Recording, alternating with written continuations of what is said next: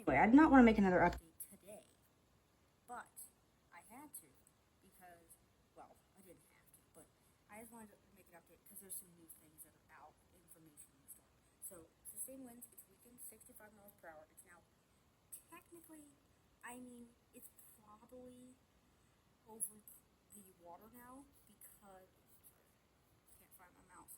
It's probably over the water now because this is at 7 p.m. the update, and it's like over the coast, so yeah, it's probably right. Usually the wind feels pretty small, but it is expected now to track probably going to make landfall in Texas. Now it could make landfall still in New Mexico. The cone is where the center of the storm will go, and that's about 2/3 of the time it stays within the cone.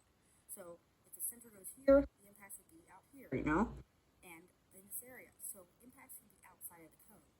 Now, the most likely scenario is probably something like South Texas, is what it's looking like.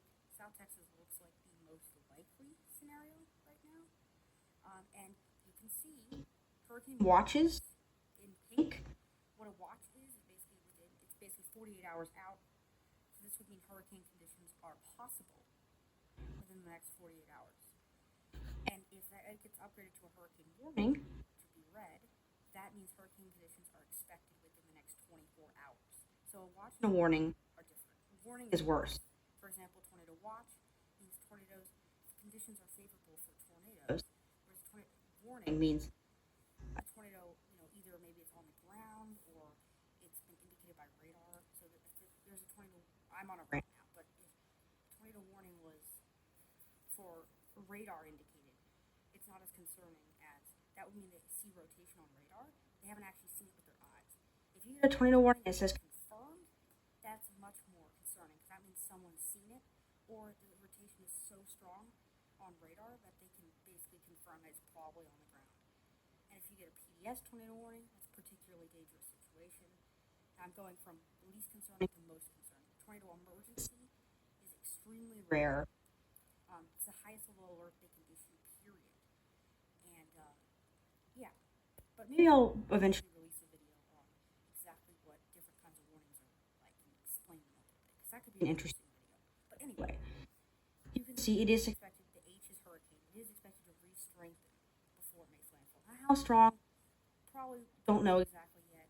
It's going to have about 48 hours over the ocean, over the Gulf, so that will give it some time to reset. But what I really wanted to show you was here is the peak surge map. You can see they're expecting 3 to 5 feet in Corpus Christi Bay, and yeah, so 2 to 4 feet near the mouth of the Rio Grande. So that's quite a bit of surge, especially in Corpus Christi Bay. You can see the way it's oriented, kind of like a triangle a little bit. That means the water can get funneled in, which can enhance the amount of surge that you get. So that could be actually kind of bad. That's probably going to be. If it gets stronger than expected, which they are conservative with their forecast intensity, so it's possible it could get stronger. If it gets stronger, these numbers could be higher, like maybe up to 10 feet. I wouldn't rule that out. That wouldn't be super surprising. If it goes further north, the storm surge is going to happen further north. So all those things to keep in mind. And if we look at the rainfall potential, keep in mind 1 inch of rain on average is 1 foot of snow. So if we're using that average, that means if you get 4 to 6 inches in the yellow, like Houston, based on this current, that means Houston it's basically like Houston could get 4 to 6 feet of snow. So keep in mind that's a lot of snow, right? So it's a lot of rain. So 4 to 6 inches is a lot more than it sounds like. And if that happens over a couple days, not really the biggest problem ever, but keep in mind there is runoff. And of course, if some of those heavier rain bands and a lot of that falls in much shorter periods, that's going to be quite a problem. So that's very important to keep in mind. And we look at our wind speed probabilities. This is the probability of tropical storm force wind speeds. And you see that it is, for the immediate coastline right here, around 60 to 70%. And that could go up. Now, if we look at our hurricane, now this is really uncertain because it's so far out in terms of, I would assume this is going to go up, almost certainly. Right now they're only giving it a 5 to 10% along the coast, but I would expect that to go up. So keep that in mind. It's probably going to be a Category 1 hurricane when it makes landfall, and then we'll end with our key messages. So it's downgraded to a tropical storm, sustained winds 65 miles per hour, and here's the latest key messages. Okay. Increasing risk of damaging hurricane-force winds, life-threatening storm surge, which is the water that the ocean pushes on shore. And storm surge watches have been issued, as well as hurricane watches.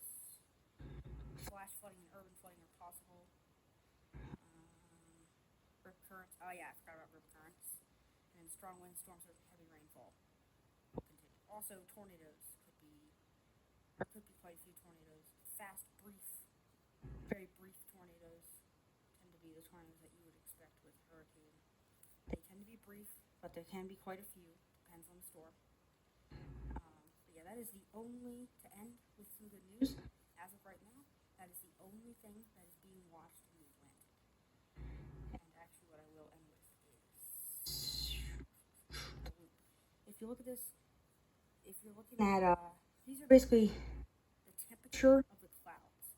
When you have colder cloud tops, that means the storm's stronger, typically.